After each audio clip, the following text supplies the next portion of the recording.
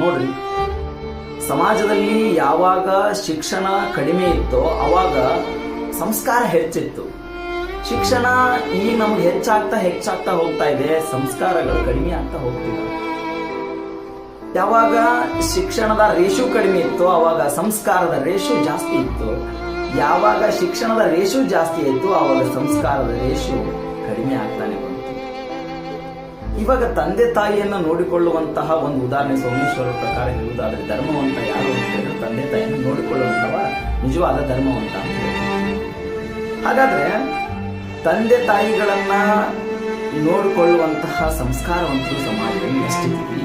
ತಂದೆ ತಾಯಿಯನ್ನ ಅನಾಥಾಶ್ರಮಕ್ಕೆ ವೃದ್ಧಾಶ್ರಮಕ್ಕೆ ಅಟ್ಟುವಂತಹ ಪುತ್ರರು ಸಮಾಜದಲ್ಲಿ ಎಷ್ಟು ಜನ ಉದ್ಭವಿಸಿದೀವಿ ಅನ್ನೋದು ಬಹಳ ಮುಖ್ಯ. ನಾನು ಇಲ್ಲಿವರೆಗೂ ಅಂತಹ ಸಂಸ್ಕಾರವನ್ನು ಉಳಿಸ್ಕೊಂಡಿದ್ದು ಕಾಣೋದು ಎಲ್ಲಿ ಅಂತ ಕೇಳಿದ್ರ ಕೇವಲ ಹಳ್ಳಿ ರೈತ. ಯಾವ ರೈತನ ತಾಯಿಯು ಅನಾಥಾಶ್ರಮಕ್ಕೆ ಹೋಗಿದ್ದು, ವೃದ್ಧಾಶ್ರಮಕ್ಕೆ ಹೋಗಿದ್ದು ನಾವು ಗಮನಿಸಿದ್ದು ಬಹಳ ಕಡಿಮೆ. ಸಂಸ್ಕಾರ ಉಳಿದುಕೊಂಡದ. ಯಾಕಂದ್ರೆ ಹಳ್ಳಿಯಲ್ಲಿ ಸಂಸ್ಕಾರ ಅಷ್ಟು ಉಳಿದುಕೊಂಡದ. ಬರ್ತಾ ಸಿಟಿ ಕಡೆ ಸಂಸ್ಕಾರ ಏನಾಗ್ತದ ಕಡಿಮೆ ಆಗತ್ತೆ. ಕಾರಣ ನಮ್ಮ ರೆಸ್ಪಾನ್ಸಿಬಿಲಿಟಿ, ಜವಾಬ್ದಾರಿಗಳು, ನಮಗಿರ್ತಕ್ಕಂಥ ಡ್ಯೂಟಿ, ಕರ್ತವ್ಯ ಮತ್ತು ಜವಾಬ್ದಾರಿಯ ನಡುವೆ ತಂದೆ ತಾಯಿಗಳನ್ನ ನೋಡಿಕೊಳ್ಳುವುದಕ್ಕೂ ಟೈಮ್ ಇಲ್ಲ.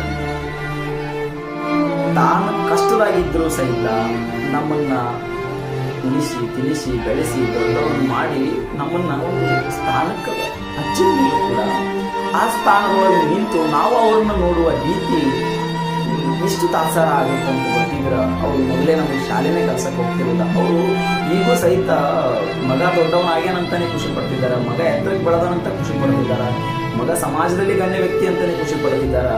ಆದ್ರೆ ನನ್ನನ್ನು ನೋಡ್ತಿಲ್ಲ ಅಂತೇಳಿ ಯಾರನ್ನೂ ಹೇಳ್ಕೊಂಡು ಆದ್ರೆ ನಾವು ಬೆಳೆದು ದೊಡ್ಡವರಾದ್ಮೇಲೆ ಅವರು ನಮಗೆ ನೀಡಿರ್ತಕ್ಕಂಥ ಮಮತೆಯನ್ನ ಮರೆಯಾಕತ್ತೀವಿ. ಒಬ್ಬ ಹಳ್ಳಿಯ ರೈತ ಅವರನ್ನ ಕಾಪಾಡ್ತಾನಂದ್ರೆ ಮತ್ತೆ ಅವನಿಗಿಂತ ರೈತ ಏನ್ ಕೀಳಲ್ಲ, ಬಟ್ ನೋಡಿಕೊಳ್ಳುವ ಸ್ಥಿತಿಯೊಳಗ ಅನಕ್ಷರಸ್ಥರಿಗಿಂತ ನಾವು ಅಕ್ಷರಸ್ಥರ ಹಿಂದಾಗ್ಬಿಟ್ಟಿವಲ್ಲ.